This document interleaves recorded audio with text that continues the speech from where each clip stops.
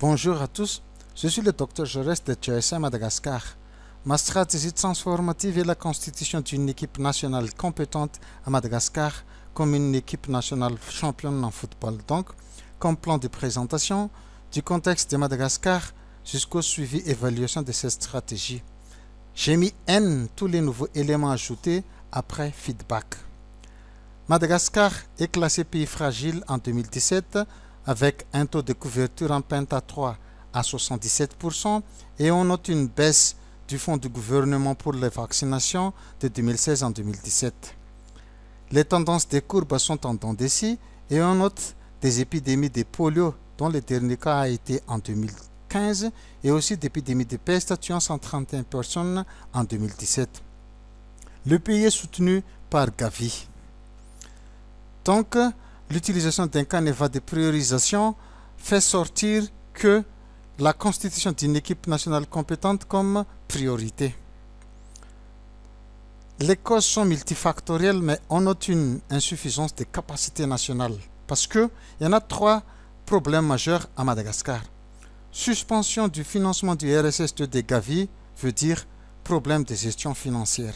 Deuxièmement, écart de 16 points entre données administratives et les VUNIC, donc problème technique. Et troisième point, 54% des centrales de santé de base sont tenues par un agent de santé seul au poste, donc problème de mobilisation des ressources propres internes pour le recrutement. L'équipe est composée du dirigeant des décideurs du pays, équipe centrale de la DPEV, l'équipe managériale au niveau des districts et régions jusqu'aux agents de santé et la communauté, dont la capacité dans un premier temps est limitée. Mais suite à des formations et des participations à des conférences internationales, il y en a d'acquisition des connaissances en vaccination qui finissent par leur engagement. Malheureusement, après crise politique, affectation, autres carrières, certains membres quittent l'équipe et encore changement des acteurs.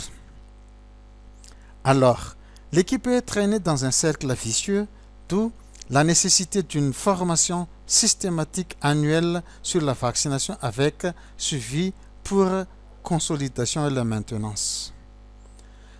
Alors, cet investissement est stipulé dans la déclaration d'Addis Abeba sur le plan stratégique et pratique efficiente et facile à intégrer dans le PTA sur le plan opérationnel. Premièrement, alors, par ordre de priorité, formation des staffs de la DPEV, suivi des plaidoyers ciblés des décideurs, formation au niveau décentralisé pour disponibiliser l'offre des services, puis formation au niveau privé, champion, célébrité média pour stimuler la demande, boosté par les partenaires techniques et financiers et l'organisation des sociétés civiles. Ça va permettre d'accélérer l'atteinte des objectifs du PEV en termes de couverture et équité.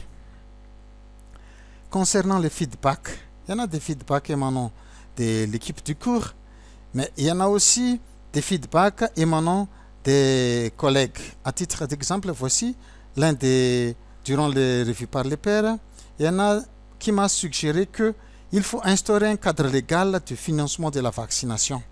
Alors, j'ai inséré dans mon projet créateur que la loi sur le financement de la vaccination est déjà en attente des décrets d'application. Voici un autre feedback très intéressant. Il m'a suggéré de constituer d'abord l'équipe puis conduire une évaluation des besoins et formations, alors que l'équipe de coach existe déjà à Madagascar et les besoins sont déjà identifiés à travers les joint approval avec Gavi et les résultats d'audit, les revues. Donc, j'ai complété tout simplement les informations dans mon projet créateur. Voici un schéma montrant le gap entre, d'un côté, l'offre et de l'autre côté, la demande de la population en ville, la population en milieu rural, en accès difficile. Donc, il faut établir ce lien entre les deux qui est l'investissement sur le renforcement des ressources humaines en quantité et en qualité qui est la formation. Ça va être optimisé par la mise en réseau de toutes les parties prenantes de la vaccination du PEV à Madagascar. Maintenant, quelles sont ces activités à haut impact qu'il faut greffer, intégrer ou rectifier même le PTA? La formation et le plaidoyer existent d'ores et déjà dans le PTA, les PPAC. Mais il faut les systématiser, cette formation, systématiser la restitution après chaque atelier, et deuxièmement aussi, mettre en réseau les acteurs, tous les acteurs, pour faciliter le partage, les échanges entre eux, et aussi prioriser les thématiques des modules, comme au niveau central, le module de stratégie pratique mondiale pour la vaccination systématique, l'utilisation des données pour la prise de décision en utilisant des modèles de cours de l'OMS adaptés. Une fois bien formés, ils seront capables de développer des kits de plaidoyer pour augmenter même le budget de la vaccination au lot des finances. Et aussi saisir toutes les opportunités pour conduire des plaidoyers auprès des décideurs, des influents et aussi auprès des parlementaires avant chaque session de l'année. Cas pratique, voici une photo de moi et le président de la République discutant la loi sur les fonds nationaux de la vaccination et que des messages percutants peuvent influencer les dirigeants du pays à s'engager pour la vaccination. De l'autre côté, la loi sur la vaccination vers la mise en vigueur médiatisée par un journal national.